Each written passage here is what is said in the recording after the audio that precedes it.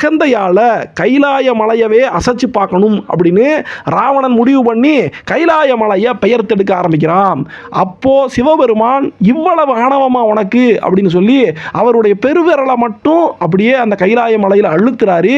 கைலாய மலையுடைய அடியிலேயே போய் ராவணன் சிக்கிக்கிறான்.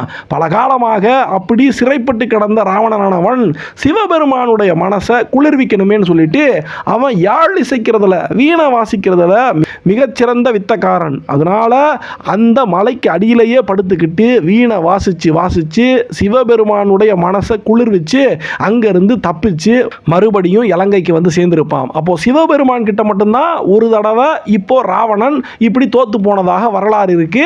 வேற யாருக்கிட்டையும் தோத்தது கிடையாது. இந்த உலகத்தில் எல்லா இடத்துலையுமே வெற்றி கொடி நாட்டிக்கிட்டு இருந்தான். அப்படிப்பட்ட சமயத்தில் தென்னாட்டுக்கு வந்து இந்த பகுதியையும் நம்முடைய ராவணன் பிடிக்கணும் அப்படின்னு சொல்லி அவன் நினைக்கும் போது அகத்தியர் அந்த தென்னாட்டு பகுதிகளை எல்லாம் ராவணன் பிடிக்கக்கூடாது அப்படின்னு அவன் முன்னால போய் நிற்கிறாரு. அப்படின்னா சண்டை போட்டு பார்த்துருவோம் வாங்க அப்படின்னு அகத்தியரும் ராவணனும் ரெண்டு பேரும் பேசி முடிவு பண்ணும்போது என்ன சண்டை போடலாம், கை சண்டை போடலாமா, வாள் சண்டை போடலாமா, எதில் நீ ரொம்ப வித்தக்காரன்னு சொல்லுப்பா அப்படின்னு அகத்தியர் நம்முடைய ராவணன் கிட்ட கேட்கும்போது ராவணன் என்ன சொல்றான்னா, நான் இசையில தான் மிகச்சிறந்த வித்தகன். சிவபெருமானே ஒரு தடவை என்ன இப்படி சிறைப்படுத்தி வச்சிருந்தப்ப வேற எதுவுமே எனக்கு கை கொடுக்கல, இசைதான் எனக்கு கை கொடுத்துச்சு அப்படின்னு சொல்லும்போது சரி வா அப்ப இசை போட்டிக்கே போவோம்னு சொல்லிட்டு அகத்தியரும் ராவணனும் இசை போட்டிக்குள்ள இறங்குறாங்க.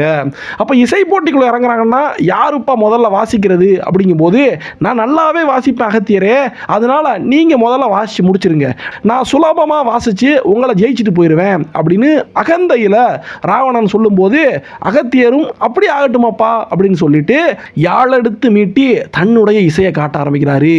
அவருடைய அந்த இசையில அந்த சுத்தி இருக்கக்கூடிய இடம் எல்லாமே ரம்யமாக மாறுது. வானத்தில் பறக்கக்கூடிய கந்தர்வர்களுடைய அந்த உலகத்தில் இருக்கக்கூடிய பறவைகள் எல்லாம் வானத்திலிருந்து இறங்கி வந்து அவர் முன்னால கண்ணிமைக்காம உட்கார்ந்து அவரை பார்த்து ரசிச்சுக்கிட்டு இருக்கு. அப்படிப்பட்ட ஒரு இசை வெள்ளமானது இங்க போகுது. அதை ராவணனும் பார்க்கறான். ஆகா இவ்வளவு அருமையா வாசிச்சிட்டாரே, சரி நம்மளும் வாசிப்போம், நம்மளால வாசிக்க முடியாமலா போயிடும் அப்படின்னு சொல்லிட்டு அவன் தான் பக்கத்தில் வச்சிருந்த அந்த யாழை எடுக்க பார்க்கறான்.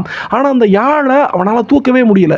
ஏன்னு சொல்லி கேட்டா ஒரு பாறை மேல அந்த தாமிரபரணி உருவாகக்கூடிய அந்த பொதிகை மலை உச்சியில வச்சு இந்த இசை போட்டி நடக்குது. ஒரு பாறை மேல தன்னுடைய யாழை ராவணன் வச்சிருப்பான்.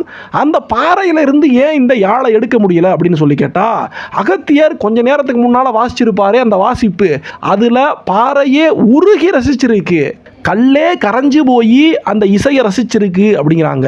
அப்படி கல்லானது கரைஞ்சு